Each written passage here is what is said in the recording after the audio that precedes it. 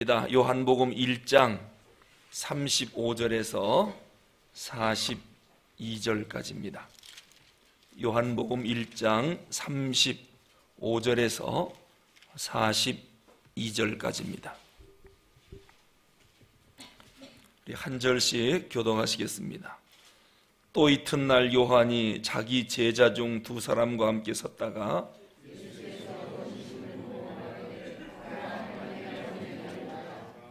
두 제자가 그의 말을 듣고 예수를 따르거늘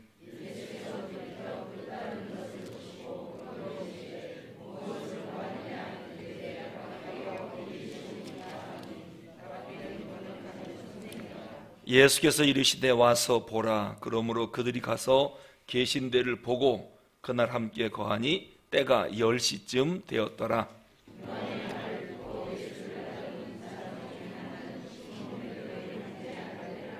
그가 먼저 자기의 형제 시몬을 찾아 말하되 우리가 메시아를 만났다 하고, 메시아는 번역하면 그리스도라.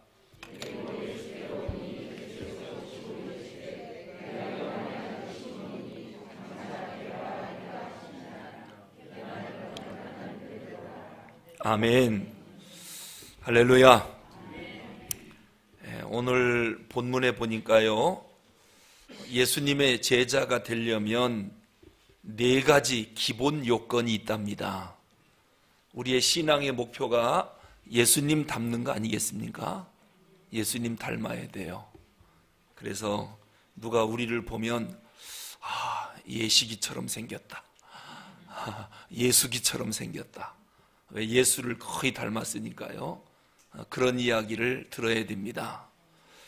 그러면 예수님의 제자가 되려면 어떻게 해야 되느냐? 오늘 본문에 네 가지 요건이 나옵니다. 첫째는 제자가 되려면 우선 누군가로부터 복음을 전해받아야 예수를 믿고 믿음이 자라서 제자가 되지요. 그러니까 제자가 되려면 첫째, 누군가로부터 복음을 증거받아야 됩니다. 그러니까 제자가 된다고 해서 처음부터 하늘로부터 직접 계시를 받는 게 아닙니다. 자, 우리가 제자가 되고 싶어요? 하늘로부터 음성이 들리고 계시가 내려와서 내가 제자가 되는 게 아니란 말이에요. 누군가가 예수를 안 믿는 나에게 처음으로 와서 예수님이 이런 분입니다, 예수 믿어야 됩니다 라고 하면서 복음을 나한테 전해줘야, 일단 내가 그거를 들어야 제자가 될지 안 될지 결정하는 거 아니겠습니까? 그래서 제자가 되는 첫 번째 길은 누군가가 나에게 하나님의 말씀을 전해주고 하나님께로 인도해줘야 제자가 되는 첫 발자국이 뛰는 것입니다. 자, 그러면 처음 나에게 예수님을 누가 소개시켜줬느냐? 그 사람이 신앙이 위대한 사람이면 내가 위대한 신앙인이 될 가능성이 상당히 높습니다. 그런데 나에게 처음 복음을 전해주는 사람이 현찮은 사람이면 나도 현찮게 신앙생활할 가능성이 상당히 많습니다. 예를 들면 주일을 성수하고 수요 저녁 예배 한 번도 안 빠지고 나오는 사람이 전도하면 그 사람 수요 저녁 예배까지 나와요. 새벽 예배까지 안 빠지고 열심히 나오는 사람이 전도하면 원래 예수는 새벽 예배부터 나와야 되는 거야 하고 그렇게 처음부터 가르쳐서 그분 새벽 예배부터 시작해요. 그런데 한 달에 교회를 한 번밖에 안 나온다, 이런 사람이 전도하면 뭐 이렇게 자주 나가? 나도 한 달에 한 번밖에 안 나가, 교회 별로 부담 안 돼, 그냥 나와봐, 이러면 이 사람도 예수 믿는 게 현찮습니다. 그래서 위대한 제자가 되려면 위대한 제자로부터 복음을 전해 들어야 돼요. 이건 상당히 중요한 것입니다. 내가 누군가로부터 전도를 받고 그 사람 따라다니다 보니까 이렇게 예수를 잘 믿는 사람이 된 것입니다. 이미 요한복음 서두에서 말씀을 드렸습니다마는 빌립이 사마리아 근처에 이디오피아 내시에게 가서 성경을 해석해 주라고 성령님이 강하게 역사하셔서 그에게 가서 이사야서 53장을 해석해주는 그런 장면이 나옵니다. 자, 복음은 이처럼 반드시 누군가를 통해서 전해 듣게 되어 있다라고 하는 거예요. 예수님의 제자들은 원래 누구의 제자였느냐면은 세례 요한의 제자였어요. 그래서 세례 요한을 따라다니면서 앞으로 메시아가 올 것이다, 하나님의 어린 양이 올 것이다, 인류의 구세주가 올 것이다, 나는 그분의 신발끈 매기도 감당치 못할 사람이다. 그래서 세례 요한의 제자들이 궁금했습니다. 도대체 어떤 분이 오시는가? 그런데 어느 날 세례 요한이 예수님을 보고 보라, 세상 죄를 지고 가는 하나님의 어린 양이로다, 저분이 메시아로다. 그랬더니 제자들이 두 번 다시 질문하지 않고 예수님을 따라가는 거예요. 이렇게 예수님을 소개하는 데는 중간에서 반드시 전달 과정이 있어야 한다. 안드레는 시몬 베드로를 예수님께로 인도했지요. 빌립은 나다나엘을 예수님께로 인도했습니다. 시몬 베드로도 나다나엘도 중간에 누가 전달했기 때문에 그 소식을 듣고 예수님께로 온 거거든요. 자, 이처럼 제자가 되려면 누군가로부터 복음을 전달받아야 제자가 될 수 있다는 거예요. 오늘 우리가 제자가 된 것은 누군가가 나한테 복음을 전해줬기 때문에 신앙생활을 하게 됐고 오늘 제자가 된 것입니다. 누군가가 나한테 복음을 안 전해줬으면 우리는 예수님을 모르지요. 오늘 이렇게 신앙생활하고 주님의 제자가 될 리가 없지요. 자, 그런 의미에서 금년도 6월 2일은 6월 첫째 주일인데요, 해마다 하는 한영혼 초청 전도주의를 작정했습니다. 이제 돌아오는 4월 21일 부활절 예배 때 태신자 작정을 하면서 한영혼 초청 전도주일 출범식을 가질 것입니다. 42일 동안 우리가 이름을 적어놓고 또 그 영혼 구원을 위해서 열심히 전도할 것입니다. 그리고 6월 2일 날 그들을 초청할 것이고 초청해서 온 분들에게 복음을 전할 것입니다. 그들이 그 복음을 듣고 예수님을 영접할 것이고 그분들을 잘 양육 관리해서 예수님의 제자로 만드는 일을 할 것입니다. 이게 교회입니다. 그거 안 하면 교회 아닙니다. 교회를 왜 세웠습니까? 그 일 하라고 교회를 세운 거예요. 만약에 그런 일을 안 하면 주님께서 교회를 없애버릴지도 몰라요. 왜? 존재할 이유가 없거든요. 이 복음을 전하라고 교회에 위대한 사명을 주셨고 우리를 먼저 불러주신 것이거든요. 그래서 금년도에도 변함없이 태신자를 일단 이름을 정하고 기도 42일간 할 거예요. 그리고 날짜를 정해서 6월 2일 날 초청해서 오는 사람에게는 반드시 복음을 전해서 그들을 예수님 앞으로 인도할 거예요. 그들이 주님을 영접할 것이고 잘 양육 관리해서 제자를 만드는 과정을 우리가 준비하고 있습니다. 금년도에 6월 2일은 우리가 예수님 제자를 만드는 일에 반드시 복음 전달자가 필요하거든요. 그래서 여러분을 하나님이 먼저 부르신 거예요. 만약에 목사님 아무리 그래도 난 안 할랍니다 하는 분 손 들어보세요. 안 할랍니다. 다 안 들었으니까 하는 것으로 알겠습니다. 그 다음에 두 번째, 제자가 되는 기본 요건이 뭐냐? 이제 복음을 들었으면 어떻게 해야 됩니까? 복음을 듣고도 안 따라가면 제자가 될 수가 없어요. 제자가 되려면 이제는 복음을 들었으니 듣고 주님을 따라가야 제자가 될 수 있습니다.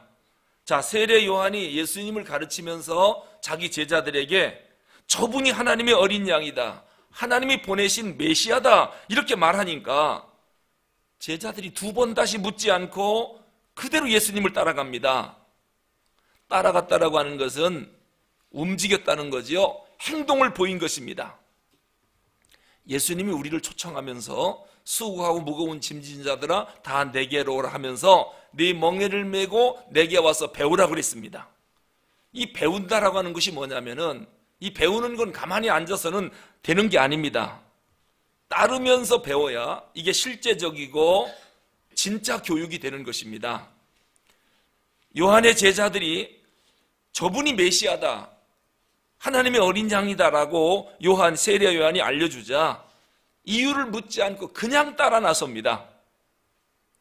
저분이 왜 메시아입니까? 어떻게 하나님의 어린 양입니까? 질문할 수도 있었거든요. 근데 세례 요한의 말을 믿고 그냥 따라 나섭니다.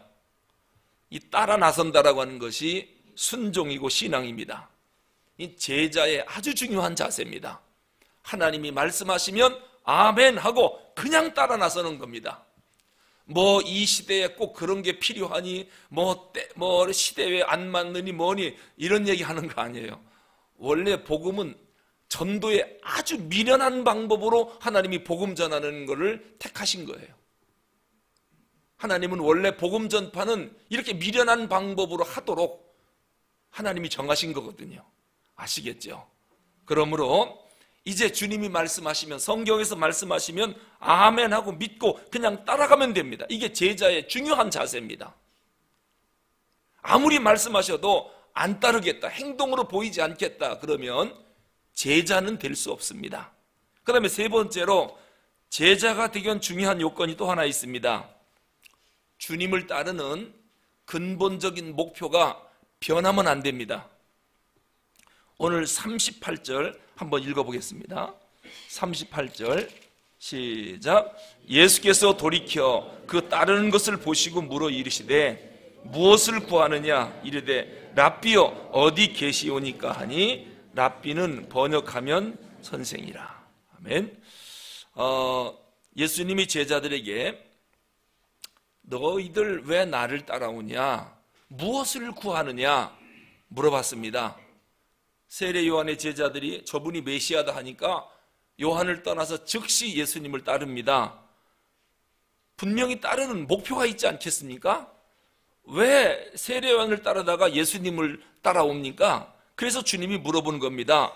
니들 왜 나 따라오냐? 무엇을 구하려고 나를 따라오느냐? 예수님이 물으셨어요. 만약에 오늘 밤 주님이 우리에게 오셔서 아니 뭐 때문에 오늘 수요 예배 나왔냐? 무슨 목적으로 나왔냐?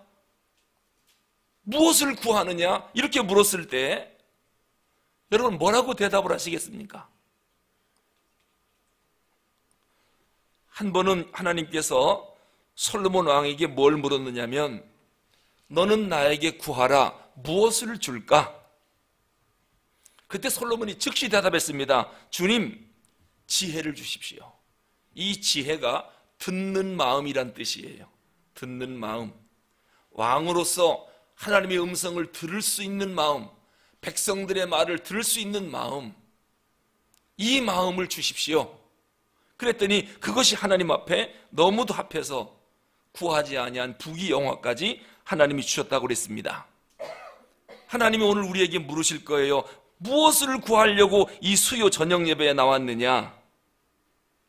그때 여러분은 주님, 나 이거 주십시오, 이것 때문에 나왔습니다 라고 대답할 게 뭐냐라고 하는 거예요. 중세교회사를 보면요, 하나님이 어느 날 토마스 아퀴나스에게 이렇게 물으셨습니다. 무엇이든지 다 구하라. 얼마나 하나님 마음에 합한 사람이었는지요. 너 원하는 게 뭐냐? 뭐든지 다 구하라. 하나님이 감동한 것입니다. 그때 아퀴나스가 뭐라고 대답했느냐? 하나님, 저는요 그리스도 외에는 바라는 게 아무것도 없습니다 그랬어요. 이게 무슨 뜻인지 아시겠습니까? 나는 그리스도 외에는 바라는 게 아무것도 없습니다. 나는 주님 한 분이면 됩니다. 그래서 아퀴나스는 모든 걸 다 가진 사람이 된 거예요. 주님을 원했으니까요. 참 지혜로운 대답이었습니다. 만약에 아퀴나스에게 말했던 그 질문을 우리에게 똑같이 하나님이 하신다면 이 시간 우리는 뭘 달라고 구할 것인가? 뭐 달라고 하는 거 여러 가지가 있겠죠. 하지만 궁극적으로 딱 한 가지만 주겠다, 그걸 구하라라고 할 때 나는 즉시 대답할 수 있는 그 한 가지가 뭘까? 이건 분명해야 됩니다. 이것이 분명하지 않으면 올바른 결과를 얻을 수가 없습니다. 내가 뭘 구하려고 이 밤에 이 자리에 남았는가? 이 순간순간 나 자신에게 계속 물어봐야 됩니다. 보통 일반적으로 사람의 욕망은 크게 세 가지랍니다. 이 기본적인 인간의 욕망을 사탄이 너무도 잘 알기 때문에 40일 금식 기도를 마친 예수님에게 오셔서 인간의 기본적 욕망인 세 가지를 갖고 예수님을 시험했습니다. 인간의 첫째 욕망이 뭡니까? 뭔가를 얻고자 하는 욕망이 있답니다. 돌이 떡이 되게 해봐라. 배고픈 사람에게 떡을 얻는 것은 가장 중요한 것이잖아요. 이 소유욕입니다. 기본적인 욕망입니다. 그 다음에 두 번째, 천하 만국을 얻어 왕이 되려고 하는, 즉 뭔가를 되고자 하는 욕망이 있답니다. 얻고자 하는 소유욕이 있고 뭔가 되고자 하는 이러한 명예욕이 사람에게 있답니다. 그리고 세 번째는 높은 곳에서 뛰어내려라. 그러면 천사가 너를 받들어 인기가 최고가 될 거다.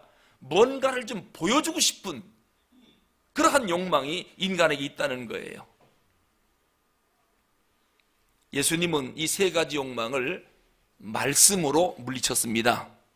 그런데 에덴 동산의 아담, 세 가지 욕망을 어떻게 처리했습니까? 보암직도 하고 먹음직도 하고 갖고 싶을 만큼 탐스러워 보이는 선악과를 따먹어 버렸습니다.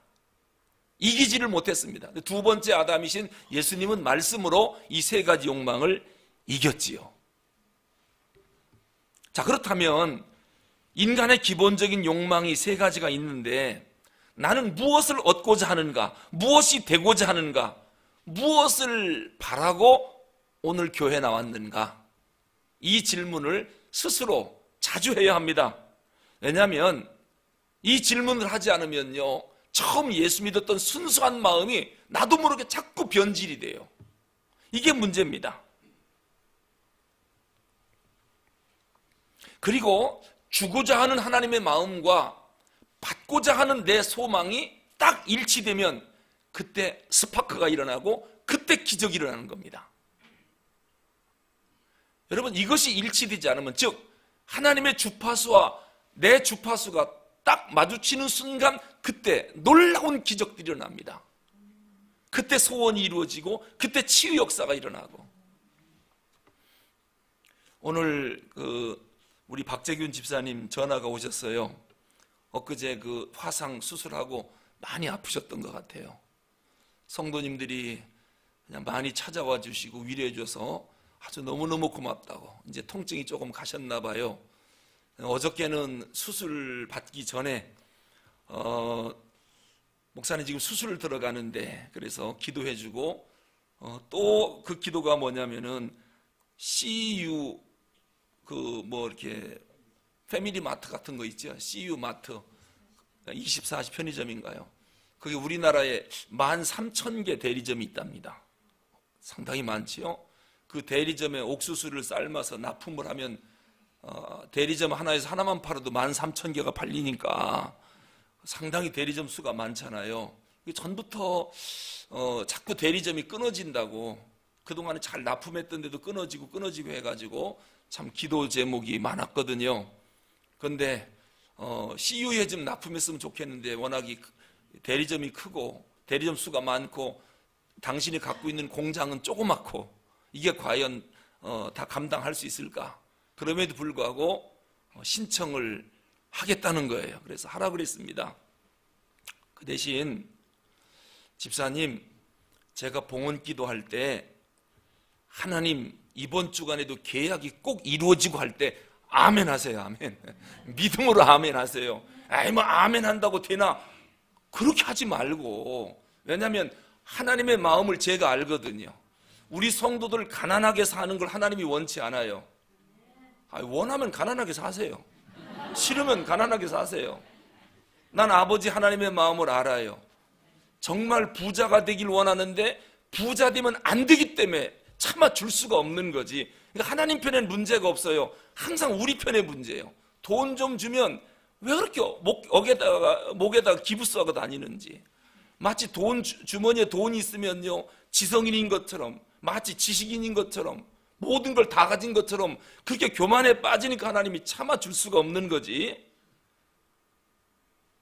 참으로 겸손하고 이 사람에게 하나님이 물질을 주면 뭔가 이루시겠다라고 하는 하나님의 마음과 받고자 하는 마음이 일치만 되면, 아니 복의 근원이 하나님 아니십니까? 뭔들 안 주시겠습니까? 그리고 한번 생각해 보세요.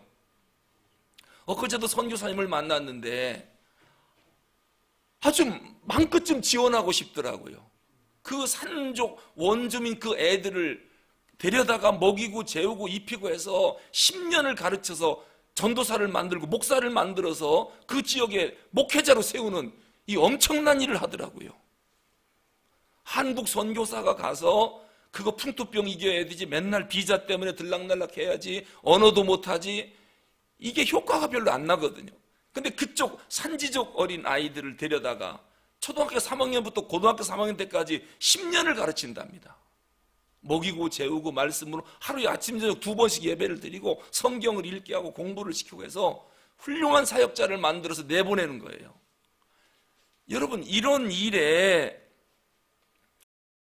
가슴이 불붙는 것 같아 갖고요. 그러면 어떻게 해야 되느냐? 여러분이 헌금하셔야 돼요. 그런데 헌금을 해야 할 말이죠. 왜 안 넣냐고 했더니 돈이 없대요. 그러니 내가 돈 달라고 기도 안 하겠습니까? 돈이 없으면 아무 일도 못 하는데, 그러니까 기도하고 성도들에게 하나님 물질을 주어서 좀 그 산지족 그 어린아이들 좀 말씀을 가르쳐서 선교사, 강도사, 목사 좀 만들게 해주세요. 그래야 예수님 빨리 오실 거 아닙니까? 근데 우리가 마음만 간절하지 선교하고 싶은데 물질이 없으면 해요, 못해요? 못하잖아요. 여러분이 믿음 있는 사람들이 물질을 주면 진짜 큰일 하잖아요. 그러니까 목사 마음이 답답한 거예요. 그래서 우리 성도들 가운데 가난한 사람이 한 명도 없으면 좋겠고 다 부자 됐으면 좋겠고, 그러나 부자 돼갖고 자기만 먹을 것 같으면 내가 하나님 못 주게 해요. 그거는 왜냐, 아주 못 써요. 돈 많으면은요, 하나님의 뜻대로 쓰지 않으면 돈이 그 사람을 망하게 만들거든요. 그렇기 때문에 믿음 주시고 하나님 물질 좀 주십시오. 그래서 마음껏 선교하고 마음껏 구제하고. 아니 구제도요, 엊그제 구제가 하나 들어왔는데 그게 어느 조그만 미자립 교회인 것 같아요. 마음 같아서는 그냥 막 가서 교회를 하나 지어주고 싶은 마음이 왜 굴뚝같이 없겠습니까? 그 500만 원이면 싹 다 할 수 있겠더라고요. 돈이 있어야 뭘 하지요. 이러니 돈 달라고 안 하겠습니까? 교회가 지금 물이 새고 있다는데. 여러분, 하나님 앞에 진실로 기도하십시오. 그래서 하나님의 마음과 내 마음이 일치만 되면 여기서 기적이 일어나는 것입니다. 놀라운 일들이 일어나는 거거든요. 그래 내가 우리 박재균 집사님 봉헌 기도할 때요, 믿음으로 계약이 이루어지게 해달라고 할 때 아멘으로 큰 소리 하시라고. 아멘으로. 그렇지 않아도 목사님이 열심히 하고 있습니다. 그래요. 그러면은 다시 한번 기도하지. 오늘 아들이 계약하러 담당자를 협의하러 간다는 거예요. 수술 받는 날. 그래서 수술 기도하고 우리 같이 기도하자고. 하나님이 긍휼히 여기면 계약이 이루어지게 그동안 매주마다 기도했는데 하나님께 맡깁시다. 그리고 나서 이제 오후 1시쯤 전화가 왔어요. 수술이 끝나고 막 살을 째듯 아프다고, 통증 때문에 막 견딜 수가 없대요. 그러면서도 뭐라고 하냐면 몸은 아픈데 목사님 계약이 이루어졌습니다 그러는 거예요. 할렐루야. 계약이 이루어졌대요. 그러니까 몸은 아픈데 마음은 즐겁다는 거예요. 참 이게 과연 될까? 그 많은 13,000개 업체에 어떻게 옥수수를 다 대나? 그러면 이제는 원료 공급이 돼야 되는데 옥수수가 와야 될 거 아닙니까? 어디서 오는가 했더니 중국에서 온다고 그래요. 그래서 또 그 아픈 중에 또 중국 거래처로 전화했답니다. 13,000개 CU 대리점하고 계약이 맺어졌는데 옥수수를 그렇게 공급을 할 수 있겠냐 그랬더니 그러더랍니다. 마음껏 제공할 테니까, 달라는 대로 다 제공할 테니까 걱정하지 말라고. 이제 그래서 이제 원료는 해결이 됐지요.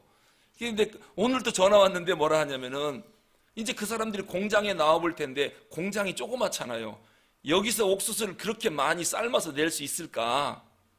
그러니까 공장 보면 목사님 계약 취소하면 어떡하죠? 그러는 거예요.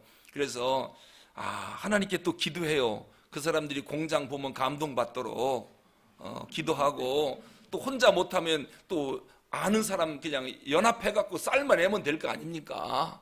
그러니까 그 시설을 갖추려면 한 1억 이상 또 든다 그래요. 그래서 필요하면 돈 달라고 하고, 그리고 일단은 기도하십시다. 뭐 그렇게 계약을 하게 했는데 하나님이 중간에 공장이 적다고 취소시키겠습니까? 했더니 목사님 이제 통증도 많이 가셨고 마음은 참 너무너무 기쁩니다. 그래요. 여러분도 그 계약이 이루어지고 할 때 아멘 좀 하세요. 아멘 좀.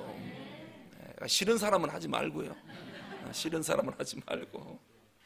저는 제 마음이 난 우리 성도들이 정말 믿음에 따라서 큰 물질 얻어서 선교합시다, 구제합시다, 미자립게 도웁시다 할 때 팍팍 내놓는 사람들이 많았으면 얼마나 많은 일을 할까.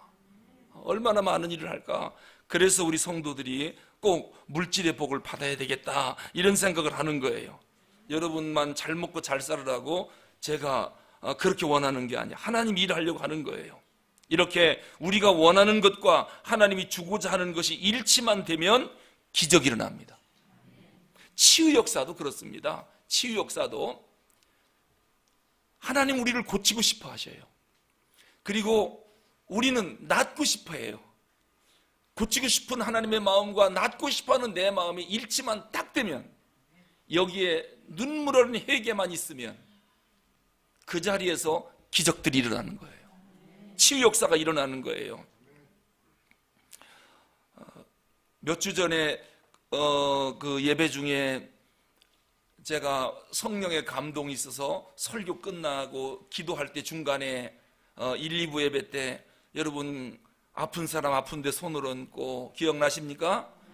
소원 있으면 가슴에 손을 얹고, 지혜 얻고 싶은 머리에 손을 얹고 우리 기도하십시다. 하나님 성령께서 지금 감동을 주시니까. 그래서 우리 성도들이 믿음으로 가슴에도 얹고 아픈 데도 손 얹고 여러 군데 놓고 아멘으로 그 기도를 받은 것 같아요. 그 이후로 여기저기서 간증이 막 들어오는데 하나님이 그날 많은 치유를 하셨더라고요. 많은 치유를 하셨어요. 이렇게 하나님이 뭔가 감동을 주고 꼭 기도를 받는 사람의 마음이나 이것들이 딱 일치만 되면 예수님 당시 역사했던 그 기적이나 오늘 이 시대 이 시간에 역사하는 그 역사가 똑같은 성령님 아닙니까?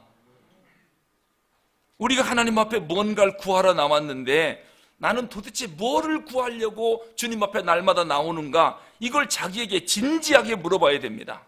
계속 질문해야 됩니다.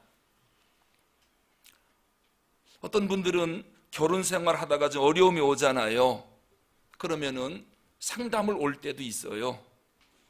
그러면은 저는 꼭 그거를 묻고 싶어요. 왜 결혼했습니까? 왜 결혼했습니까? 그러면은 그런 질문을 처음 받아봐가지고 왜 결혼했는지 생각이 잘 안 나는 거예요.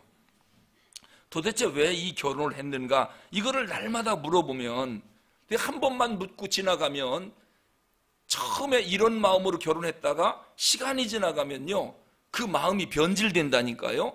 그래서 머리 터지게 싸우다가 가정 불화가 생긴다니까요. 그런데 처음에 순수한 사랑을 시작할 때 내가 이 사람과 결혼하면 무조건 다 주고 싶다, 희생 내가 먼저 하겠다, 이런 마음으로 결혼했거든요. 그런데 왜 결혼했는지 자꾸 안 물어보니까 점점점 변질돼 갖고 중간에 바뀌었어요. 순수하게 주겠다, 내가 먼저 희생하겠다, 사랑하겠다, 끝까지 사랑하겠다. 그것도 목사님 앞에서 손들고 하나님 앞에 선서까지 했거든요. 검은 머리가 팥불이 될 때까지, 비가 오나 눈이 오나 고난이 오나 죽도록 사랑하겠습니다, 이거 하나님과 여러 증인 앞에서 선서까지 했거든요. 했어요, 안 했어요? 그런데 왜들 그렇게 싸워요? 아직 팥불이도 안 됐는데. 그렇게 하기로 했잖아요. 즐거운 일이 오나 슬픈 일이 오나 아픔이 오나 병드나 건강하나 배고프나 배부르나 항상 사랑하겠다고 하나님 앞에 서약했는데 이걸 어기면 안 되지요. 사람이 기본적인 양심이 있지. 사람끼리 약속에도 어기면 안 되는데 하나님 앞에서 서약하고 선서했고 목사의 축복을 받고 기도했는데 이거 어기면 되겠습니까? 근데 왜 자꾸 목적이 바뀌어집니까? 내가 왜 결혼했는가 이걸 잊어먹고 살아서 그렇습니다. 제자들도 그랬어요. 제자들도 처음에 예수님을 따를 때는요 순수한 마음으로 따랐거든요. 그런데 예수님의 인기가 점점점 올라가고 예수님의 능력이 막 나타나니까 제자들이 생각이 바뀌었어요. 어떻게 바뀌었느냐? 이분 가만히 보니까 유대인의 왕이 될 것 같아요. 오병이어 기적.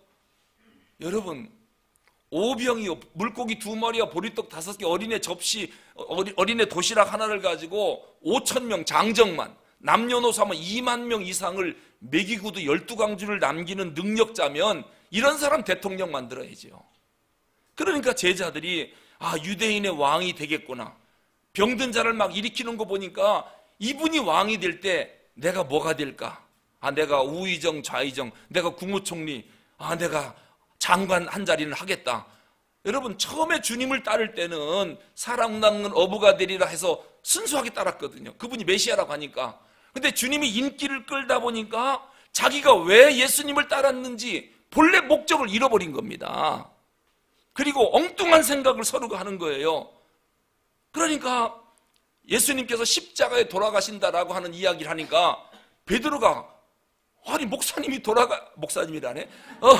예수님이 돌아가시면 자기 꿈이 어떻게 되겠습니까? 이젠 사람 낚는 어부가 아니라 국무총리를 생각하고 있었거든요. 이게 목적이 변질됐어요. 왜 주님을 따르느냐 계속 안 물어보니까 자기도 모르게 따르는 목적이 변질된 겁니다. 그걸 예수님이 딱 아는 거예요. 그래서 사탄아 물러가라. 사탄이라고 그랬습니다. 이 말이 뭡니까? 너 생각이 변질됐구나. 너 왜 그렇게 변했냐? 너 처음 나를 따를 땐 그렇지 않았잖아. 제대로 된 제자가 되겠다고 따랐는데 왜 생각이 바뀌었느냐? 왜 변질됐느냐? 여러분, 변질되면 제자가 될 수가 없습니다. 우리가 주님을 따르는 근본적인 목표가 분명해야 되거든요. 제가 사무엘 선지자를 좋아하는 이유가 있습니다. 사무엘 선지자처럼 정말 되고 싶은 마음이 있는데 늘 생각을 해요. 여러분, 사무엘은 사울왕과 다윗왕을 둘이나 만들어낸 킹메이커인데 사울왕을 만들기 전에 그 당시 최고의 인기를 사무엘 선지자가 끌었거든요. 그래서 만약에 왕을 세워달라고 하나님 앞에 요구할 때 백성들은 사무엘 선지자가 이스라엘의 초대 왕이 되기를 모두가 원했습니다. 그래서 그를 왕으로 추대하려고 했어요. 그 정도 인기 끌고 백성들이 원하면 슬그머니 왕이 되고 싶은 마음이 왜 안 생기겠습니까? 그런데 이 사무엘은 아니다.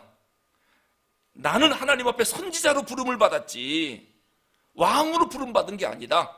백성들이 아무리 원하고 아무리 인기가 좋아도 내가 길은 정해져 있다는 겁니다.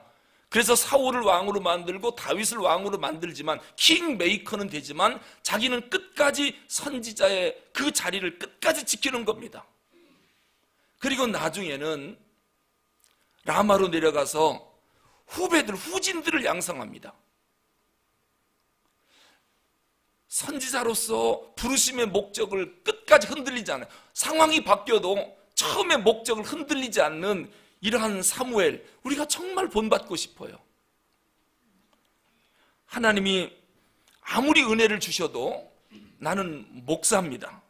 목사로서의 내 자리를 지켜야지. 만약에 교회가 크고 막 인기가 좋고 막 그런다고 해서 내가 목사의 이 본연의 자세를 잃어버리고 딴짓하고 딴 생각한다면 이거는 큰일 날 일이지요. 제자는 변질되면 안 됩니다. 나를 부르신 부르심의 목적에 합당한 삶을 끝까지 가야 합니다. 이게 제자의 세 번째 기본 요건입니다. 마지막 네 번째로 제자가 되기 위한 기본 요건이 뭐냐면 주님, 내 요구가 이겁니다. 자꾸 자기 요구를 내놓기보다는 주님 어디 계십니까? 관심의 초점이 주님 어디 계십니까? 여기로 가야 합니다. 오늘 38절에서 무엇을 구하느냐라고 예수님이 물으실 때 제자들이 뭐라고 대답했냐면요, 랍비여 어디 계십니까? 이 말은 뭐냐면 너 뭐 원하느냐? 그럼 자기 원하는 필요를 이야기해야 되잖아요. 나는 자기 필요를 구하는 게 아니라 주님 어디 계십니까? 여기에 관심 있는 거예요. 여러분, 이게 제자의 도리입니다. 하나님이 만약에 너 원하는 소원이 뭐냐라고 소원을 구하라고 할 때 내 소원은 이겁니다.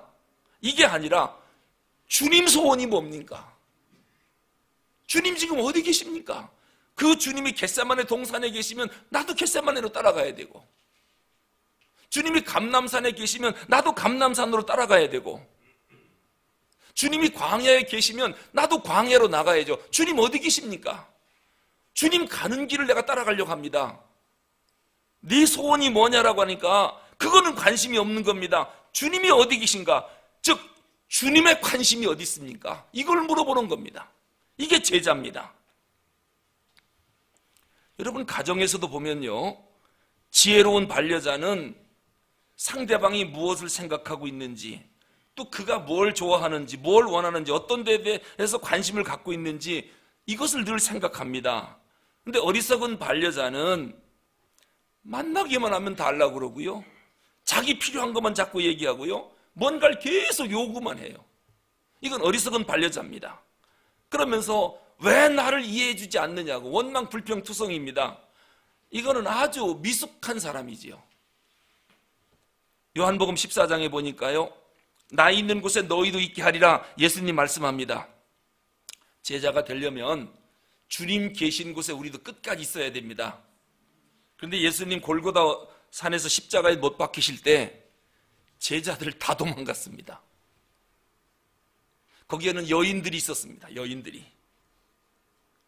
너희가 나를 섬기려면 나 있는 곳에 너희도 있어야 되는데, 요한복음 12장 26절에서 말씀하시죠. 주님이 바다에 계시면 그곳에 나도 있어야 하고, 이게 제자다운 제자 아니겠습니까? 그러니까 제자는 내 욕망을 이루는 것, 이것보다는 하나님의 뜻을 이루는 것, 하나님의 뜻을 이루는 것, 여기에 생각이 집중되어 있는 사람이 제자의 네 번째 조건이라는 거예요. 그러니까 예수님께서 39절에 뭐라고 말씀하냐면, 예수께서 이르시되 와서 보라. 그러므로 그들이 가서 계신 데를 보고 그날 함께 거하니 때가 10시쯤 되었더라. 네가 뭘 원하느냐? 랍비 어디 계십니까? 즉 주님의 관심은 뭡니까? 주님이 원하는 건 뭡니까? 그러니까 예수님 말합니다. 와서 봐라. 와서 봐라. 와서 보라고 하는 말이 뭡니까? 오면 내 관심이 뭔지 보게 될 거다. 오는 게 원인이죠. 결과는 보게 되는 겁니다. 와서 보라는 겁니다. 우리가 전도주의를 할 때요, 보통 믿지 않는 사람들을 교회로 초청할 때 그분들이 주로 뭐라고 대답을 하느냐면, 난 아무것도 몰라서 못 갑니다. 이렇게 대답을 하는 사람이 있어요. 그런데 전도가 어떻게 이루어지느냐면 세 가지 과정을 통해서 이루어져요. 전혀 예수를 믿지 않는 사람한테 교회 갑시다, 예수 믿고 구원받으셔야 됩니다 라고 이야기하면 그 사람들이 나는 이것도 모르고 저것도 아무것도 모르기 때문에 나는 못 갑니다, 나중에 좀 뭔가 알면 가겠습니다, 그렇게 또 거절하는 사람이 있는데요, 전도는 그렇게 이루어지는 게 아니에요. 몰라도 좋아요. 가슴이 뜨겁지 않아도 좋아요.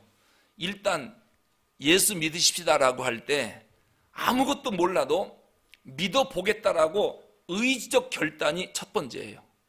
의지적 결단입니다. 알아서 나오는 게 아니에요. 기뻐서 나오는 게 아니에요. 가기 싫지만, 모르지만 오라고 하니까 질질 끌려서 나오는 겁니다. 에이, 저렇게 원하니까 죽은 사람 소원도 들어준다, 산 사람 소원 안 들어주랴 하고 억지로라도 끌려 나오는 것, 이 결단이 먼저입니다. 이게 첫 번째 한 영혼이 구원받는 순서예요. 그래서 강권하여 데려다가 내 집을 채우라고 하는 말이 뭐냐면요, 이 강권하다라고 하는 말이 본인의 의사와는 상관없이 억지로 강제적으로 그런 얘기입니다. 교회 갑시다. 그러면 찬성할 리가 없죠. 그럼 그 사람의 의견과는 상관없이 억지로 강제적으로 끌어다가 앉혀놓으라. 이것이 강권하여 데려다가 내 집을 채우라고 하는 주님의 말씀입니다. 이 의지적 결단이 먼저라는 거예요. 억지로 끌려왔습니다. 그래서 30분간 앉아서 설교를 들어보니까 오, 그런 거로구나. 이제서 이해가 가는 거예요. 아, 그래서 오라고 그랬구나. 지적으로 약간 동의가 돼요. 모르고 왔더니 들어보니까 이해가 가서 그래, 그럼 내가 예수를 믿어야 되겠구나. 그렇게 해서 손을 들고 영접기도 하고 일어나는 거거든요. 그리고 예수님을 영접하고 신앙생활 하다 보니까 내가 왜 이렇게 늦게 왔지? 가슴이 너무 기쁜 거예요. 신앙생활이 이런 거였구나. 내가 왜 이렇게 이 나이 먹도록 몰랐지? 기쁨은 나중에 오는 거거든요. 의지적 결단이에요. 두 번째는 지적 동의가 와요. 세 번째, 감정적 기쁨이 나중에 오는 거예요. 그러니까 나는 마음이 기쁘지 않아서 못 가겠다, 이해가 안 가서 못 가겠다, 그건 나중에 생기는 겁니다. 그거랑 상관없이 의지적 결단이 먼저라고 하는 겁니다. 와서 보라. 일단은 오라는 겁니다. 오라는 겁니다. 와서 뭘 하는지 보라는 겁니다. 그럼 오려면 어떻게 해야 됩니까? 자기 부정이 있어야 옵니다. 자기를 부정하지 않으면 오기가 어렵거든요. 그리고 순종의 적극성을 요구하고 있는 겁니다.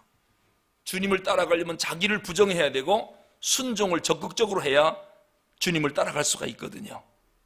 그런데 예수님이 그들과 함께 거하신 곳에 그때 시간이 몇 시였냐면 10시라고 기록되어 있어요.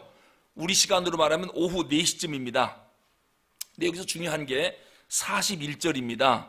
41절에 보니까 그가 먼저 자기 형제 시몬을 찾아 말하되 우리가 메시아를 만났다 하고, 메시아는 번역하면 그리스도라. 안드레가요, 안드레가 예수님을 만난 뒤에 제일 먼저 한 일이 뭐냐면은 자기 형제 시몬 베드로를 찾아 나선 거예요. 우리 안드레처럼 교회 한 번 나왔다가 이분이 메시아구나 알고 나서 곧바로 뛰어나가서 자기 형제 시몬 베드로에게 내가 메시아를 만났다고 전도하러 뛰어나간 겁니다. 난 우리 성도들이 교회 한 번 왔다가 그냥 전부 전도꾼이 됐으면 좋겠어요. 복음을 듣고 그래, 그리고 막 뛰어나가가지고 누구부터 데리고 왔습니까? 자기 형제 시몬, 그러니까 가까운 사람. 시몬은 형제지간이니까 관계가 잘 형성됐지요. 전혀 관계없는 사람을 데리고 온다는 게 쉬워요, 어려워요? 그래서 사도행전 1장 8절에 보면 성령이 너에게 임하시면 예루살렘, 요거는 집안, 이웃입니다. 온 유대, 사마리아 땅끝까지 이르러 내 증인이 되리라. 전도의 영역이 점점점 넓어지죠. 첫 번째 전도 영역은 어디입니까? 예루살렘입니다. 오늘 안드레는 누구였습니까? 자기 형제 시몬이었어요. 베드로를 제일 먼저 가서 내가 메시아를 만났더라고 전도를 합니다. 복음을 듣자마자, 그분이 메시아인 걸 깨닫자마자 즉시 자기 형부터 찾아가가지고 형, 나 메시아 만나서 빨리 와봐. 금방 내 전도인이 됩니다. 내가 관계 맡고 있는 사람이 누군가 한번 생각해 보십시오. 안드레에게 있어서는 시몬 베드로였습니다. 오늘 나에게는 가장 관계를 잘 맺고 있는 복음을 들려줄 그 사람이 누군가, 그걸 우리가 좀 생각을 해봐야 되겠습니다. 그래서 이제 그 사람을 우리가 이번에 또다시 이름을 적고 기도하고 초청을 하는 것입니다. 여러분, 어떤 분은 그래요. 내가 성령 충만하지 않아서 못하겠어요. 성령 충만 받고 나가서 하면 몰라도 지금은 못해요. 제가 알려드릴게요. 이 성령 충만이라는 것은 이 누가의 전용 용어입니다. 다른 데는 안 쓰고 누가가 성령 충만이라는 용어를 자기가 전용으로 썼거든요. 그런데 이 성령 충만을 언제 누가가 사용을 했느냐면, 주님께서 복음을 전하니까 복음을 듣고 나가서 복음 전하는 현장에 나타나는 능력을 누가가 성령 충만하였더라라고 표현했거든요.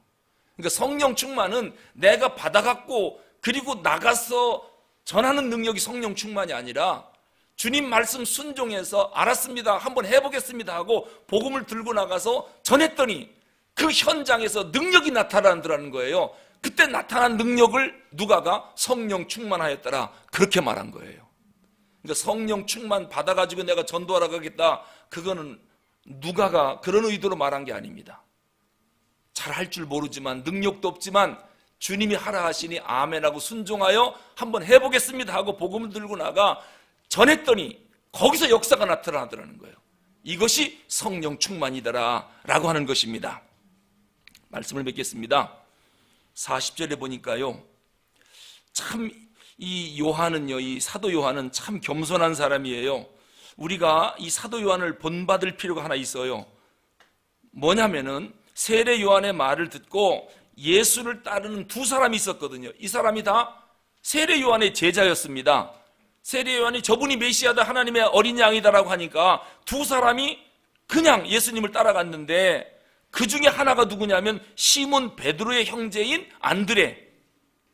아니, 두 사람이 따라갔는데 안드레 이름만 여기다 썼어요. 그럼 또 한 사람은 누굴까요? 요한이거든요. 요한복음의 저자 사도 요한입니다. 그러니까 이 요한은요, 요한복음 전체를 우리가 읽어보면 앞으로 우리가 다시 또 재확인할 수 있지만은 좋은 일에 대해서는 자기 이름을 쓰질 않아요. 물론 요한복음의 저자니까 기록할 필요성이 꼭 있을까? 그래서 안 썼을 수도 있지만은 자기 이름을 자꾸 숨깁니다. 그리고 꼭 이름을 기록할 필요성이 있다라고 느낄 때는 예수님의 사랑하는 제자 이렇게 써요. 요한이라고 자기 이름 안 써요. 꼭 이름을 써야 할 곳은 예수님이 사랑하는 제자. 요런 단어가 나오면 그건 요한을 얘기하는 거예요. 동양의 미덕이 겸손이라고 그러죠. 우리는 조금만 좋은 일 있으면은 내 이름을 막 쓰고 싶어 해요. 내 이름을 나타내고 싶어 하고, 왜 나를 안 알아주나, 이런 마음이 있거든요. 근데 요한은 중요하고 좋은 일 있으면 자기 이름을 빼요. 안드레 이름을 써주고 다 다른 사람 이름을 써주는데 자기는 안 써요. 마치 느헤미야를 우리가 공부할 때 수문앞 광장 부흥회하고 성벽 건축하고 상냥식 할 때 다른 사람 이름은 다 써놨어요. 역사에 함께 동참했던 사람. 그런데 정녕 가장 앞장서서 목숨 걸고 진두지휘했던 자기 자신의 이름은 안 쓰거든요. 다른 사람은 다 앞장서서 세워주고 자기 이름은 안 써요. 이러한 겸손함이 또 다른 사람을 세워줄 줄 아는 그러한 미덕이 느헤미야에게 있었는데, 오늘 사도 요한에게서도 그런 것을 발견합니다. 안드레는 써놓고 자기 이름은 안 써요. 굳이 쓰고 싶으면 예수님의 사랑하는 제자라고 이렇게 쓰지 요한이란 이름을 안 쓰는 것을 봅니다. 참 아름다운 겸손이다, 그런 생각을 요한복음을 읽으면서 하게 됩니다. 예수님의 제자 가운데 첫 번째로 부름받은 사람이 요한이거든요. 그러면은 내가 첫 번째 제자다, 그리고 큰 소리 칠 수도 있거든요. 그런데 요한은 전혀 그렇지 않습니다. 자기 이름을 다 빼버립니다. 이러한 요한의 겸손의 미덕을 우리가 또 본받아야 되겠다. 그러한 제자의 올바른 자세를 우리 모두가 가질 수 있기를 주님의 이름으로 축원합니다. 기도하겠습니다.